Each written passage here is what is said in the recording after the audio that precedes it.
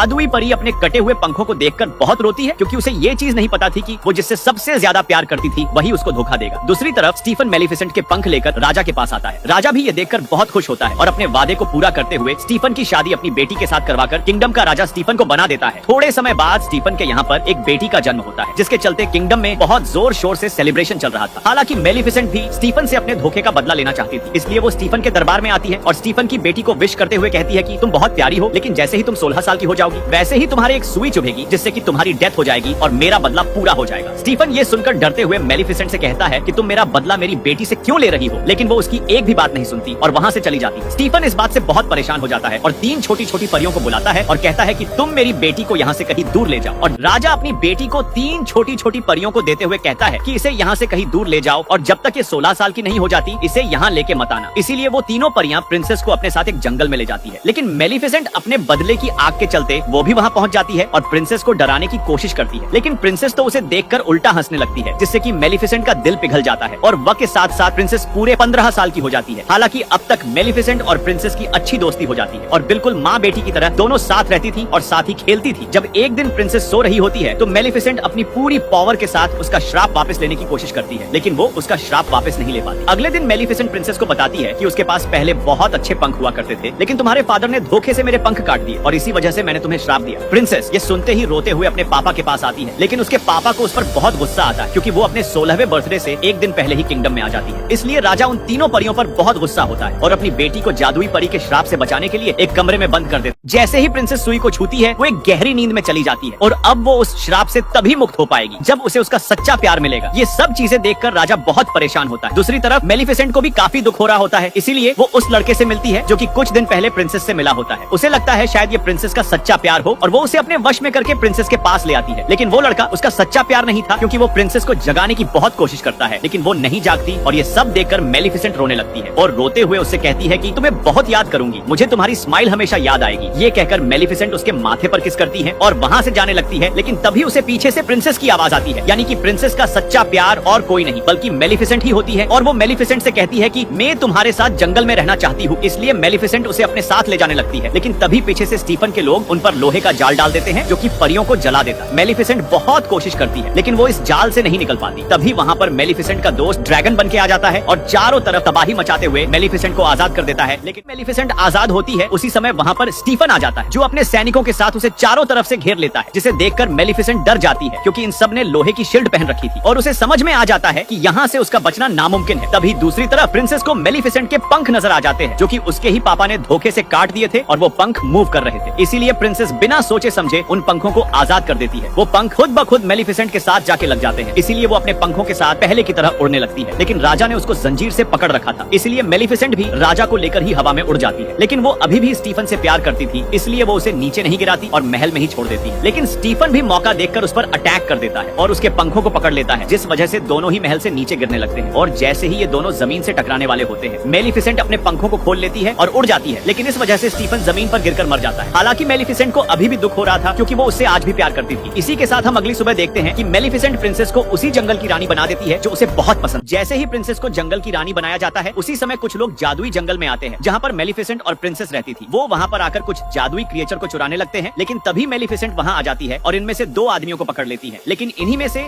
एक आदमी क्रिएचर को चुराकर दूर जंगल में भाग जाता है, जहाँ पर उसे बहुत सारे जादुई चमकीले फूल नजर आते हैं और आदमी भागते हुए किंगडम की तरफ आ जाता है। और जैसे ही वो दरवाजा खोलता है, उस दरवाजे से किसी का हाथ बाहर आता है और उससे वो क्रिएचर मांगता है, इसलिए वो चुराया हुआ क्रिएचर उसे दे देता है। हालांकि उसके कपड़े पर वही जादुई फूल भी लगा होता है। उसे भी वो महल वाला आदमी ले लेता है और इन दोनों चीजों के बदले उसे पैसे दे देता है। अगली सुबह प्रिंसेस को पता चलता है कि उनके जंगल से क्रिएचर गायब हो चुके हैं और जब प्रिंसेस उस क्रिएचर को ढूंढने जाती है तो उसे वही लड़का मिलता है जो कि पिछले पार्ट में उसे जगाने के लिए आया था। लेकिन तब तक वो उसका सच्चा प्यार नहीं था, वो भी एक प्रिंस था और बहुत टाइम से वो प्रिंसेस को पसंद करता था, इसलिए वो बिना कुछ सोचे समझे प्रिंसेस को प्रपोज कर देता है। ये देखकर वो भी बहुत खुश होती है, क्योंकि वो भी फिलिप को कहीं न कहीं पसंद करती थी। लेकिन प्रिंसेस को ये चीज नहीं पता थी कि वो ऐसा करके खुद के पैर पे ही कुल्हाड़ी। प्रिंस फिलिप अपने पेरेंट्स को बताता है कि उसे एक लड़की पसंद आ चुकी है जिससे वो शादी करना चाहता है। ये सुनकर उसके पिताजी तो बहुत खुश होते हैं, लेकिन उसकी माँ को ये चीज बिल्कुल भी पसंद नहीं आती। फिर भी वो बेटे का दिल रखते हुए प्रिंसेस को खाने पे बुलाने को कहती है। हालांकि मेलिफिसेंट को भी प्रिंसेस की ये चीजें बिल्कुल पसंद नहीं आती। वो प्रिंसेस से कहती है कि सच्चे प्यार जैसी कोई चीज नहीं होती, लड़के हमेशा धोखा देते हैं। लेकिन प्रिंसेस उसकी एक बात भी नहीं सुनती और वहाँ से चली जाती। और ना चाहते हुए भी मेलिफिसेंट को प्रिंसेस की डिनर वाली बात माननी पड़ती है। लेकिन प्रिंस फिलिप की माँ डिनर वाले दिन गुस्से में एक सीक्रेट रूम में जाती है, जहाँ पर वो एक अजीब से दिखने वाले आदमी से जाके बोलती है कि जल्दी अपना काम करो, हमारे पास टाइम बहुत कम है। और हमें वहीं पर वो सुई भी दिखाई देती है, जिसे छूकर प्रिंसेस गहरी नींद में चली गई। और इसके अलावा वो चुराया हुआ जादुई क्रिएचर और वो चमकीला जादुई फूल भी हमें वहीं पर नजर आता है। अगले दिन प्रिंसेस और मेलिफिसेंट डिनर पर जाने के लिए तैयार हो जाते हैं। लेकिन जैसे ही किंगडम के लोग मेलिफिसेंट को देखते हैं, वो डर जाते हैं और अपने हथियार निकाल लेते हैं। हालांकि मेलिफिसेंट ये सब देखकर हंसते हुए महल के अंदर चली जाती है और डिनर करने लगती है। तो रानी बार बार मेलिफिसेंट को उसका पुराना वक्त याद दिलाती है, क्योंकि उसे वो दोनों बिल्कुल भी पसंद नहीं थे। लेकिन तभी रानी मेलिफिसेंट को गुस्सा दिलाते हुए अजीब अजीब बातें करने लगती है। वो मेलिफिसेंट से कहती है कि तुम ही हो ना जिसने प्रिंसेस को श्राप दिया, जिससे वो गहरी नींद में चली गई थी। ये सब सुनकर राजा अपनी बीवी से कहता है कि खामोश हो जाओ, कैसी बातें कर रही हो तुम। लेकिन रानी अपने पति की एक बात भी नहीं सुनती और मेलिफिसेंट से कहती है कि मान लो अगर मेरे बेटे की प्रिंसेस से शादी हो गई तो इसकी असली माँ कौन होगी। ये सब सुनकर मेलिफिसेंट को गुस्सा आ जाता है, इसलिए वो गुस्से में अपनी जादुई शक्तियों का इस्तेमाल करती है, जिससे कि